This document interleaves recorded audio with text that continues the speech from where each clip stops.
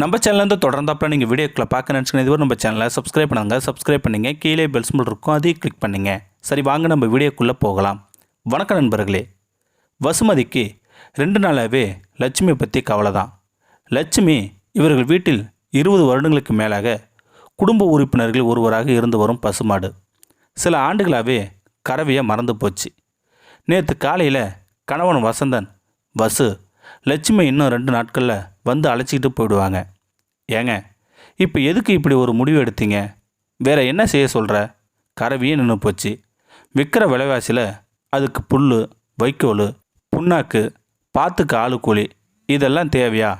அதான் எனக்கு தெரிஞ்ச ஒரு நண்பர்கிட்ட சொல்லி அவன் மாட்டை விற்ற அதே இடத்துல இதையும் அனுப்பி விடுறதா முடிவு செய்துட்டேன். வர திங்கட்கிழமை வர சொல்லியிருக்கேன் அப்படின்னு சொன்னான் வசந்தன். அதுக்கு மேலே இவர்கிட்ட பேசி எந்த பிரயோஜனமும் இல்லை. என் மனசுக்கு உள்ளுக்குள்ளேயே வேதனையாக இருந்தது. நினைவுகள் பின்னோக்கி செல்ல 20 வருடங்களுக்கு முன்பு வீட்டில் குடும்பத்தில் ஒன்றாய் அங்கம் வசிக்க தொடங்கியது லட்சுமி. வசு, லட்சுமி கத்துது பாரு, அதுக்கு சாப்பிட கொடுத்தியா என்று பார்த்து உணவு வழங்கிய வசந்தனா இன்று லட்சுமி அடிமாற்றுக்கு அனுப்பி வைக்க துணிந்தார். நம்பவே முடியல அவளால்.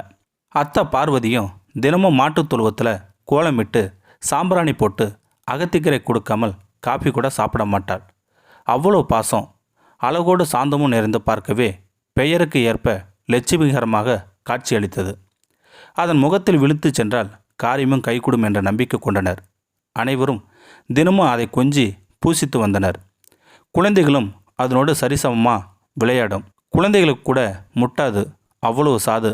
தினமும் 6 படி பால் கறந்த லட்சுமி இவ்வளோ வருமானம் மகிழ்ச்சியும் ஈட்டி கொடுத்தது. இன்று இதையெல்லாம் மறந்து எப்படி இந்த மனுஷனால் சகஜமாக இருக்க முடிகிறது? லட்சுமியை தடவி கொடுத்தவாறே கண்ணீர் வடிக்க ஆரம்பித்தாள். அதுவும் முகத்தை ஆட்டி ஆட்டி ஏதோ சொல்வது போல தோன்றியது வசுவிற்கு. அம்மா வசு, அத்தையின் குரல் ஒலிக்க வந்துட்டேன் த என்று குரல் கொடுத்தவாறே உள்ளே சென்றாள். சாப்பிட்டிய வசு? பார்வதி வசுவிற்கு மாமியாராக என்றுமே இருந்ததில்லை. பெற்ற தாயை போன்ற அன்பை பொழிவாள். இல்லைத்த, பிடிக்கல. ஏம்மா? ஒத்தால இந்த குடும்பத்தை கவனிக்கிற நீ நேரத்திற்கு சாப்பிட வேணாமா? உடம்பு எனத்துக்கு ஆகிறது? இந்த கடவுளை என்ன தான் இப்படி முடமாக்கி நடமாட விடாமல் வச்சுருக்கான்.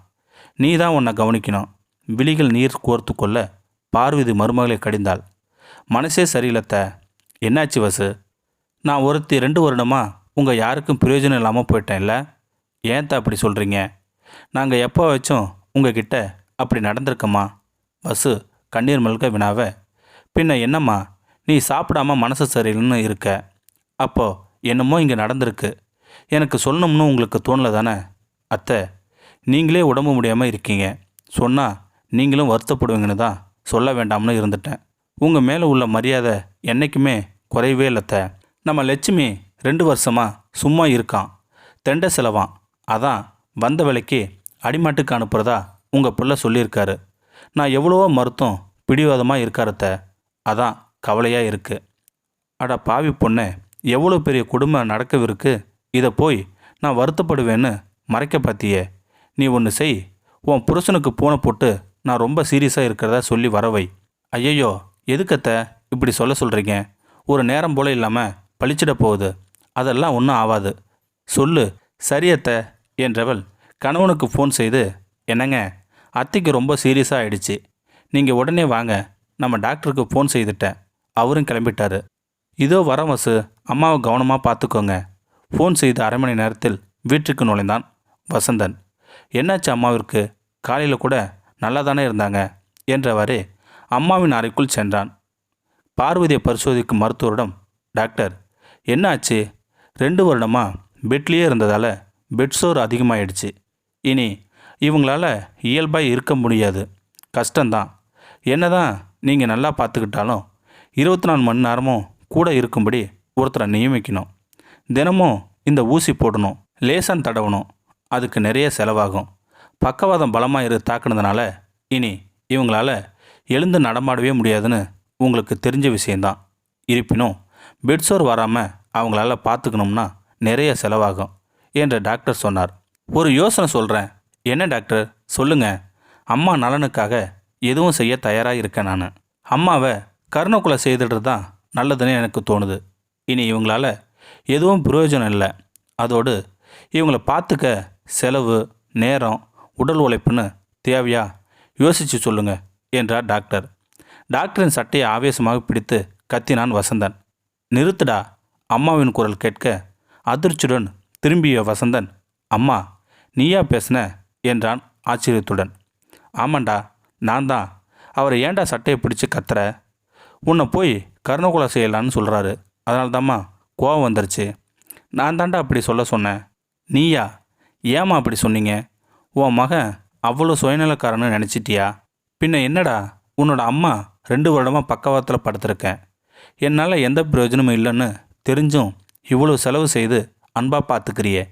நம்ம லட்சுமியும் என்ன மாதிரி ஒரு உசு தானடா. அதுவும் நம்ம குடும்பத்தில் ஒன்று தானே இவ்வளோ ஆண்டுகளமாக இருந்து வருது. எப்போ அதை அடிமாட்டுக்கு அனுப்ப துணிஞ்சிட்டியோ என்னையும் கருணகுலை கொல்ல வேண்டியதானே. ஏன் யோசிக்கிற? அம்மாவின் இந்த வார்த்தைகள் அவனை பலர் என அறைந்தது போல இருந்தது வசந்தனுக்கு.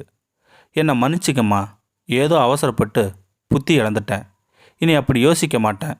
வசு, நீயும் என்னை மன்னிச்சிருமா. தன் நண்பனை அழைச்சி லட்சுமி விற்க போதில்லைன்னு கர்ரராக சொல்லிடுறேன். மாட்டு வியாபாரிகிட்டையும் கண்டிப்பாக சொல்லிடுறேம்மா. என்னை மன்னிச்சிக்கம்மா. வசுமதி அத்தை பார்வதியின் கரம் பிடித்து கண்ணீர் விட அதில் இருந்து நன்றியை உணர்ந்தாள் பார்வதி.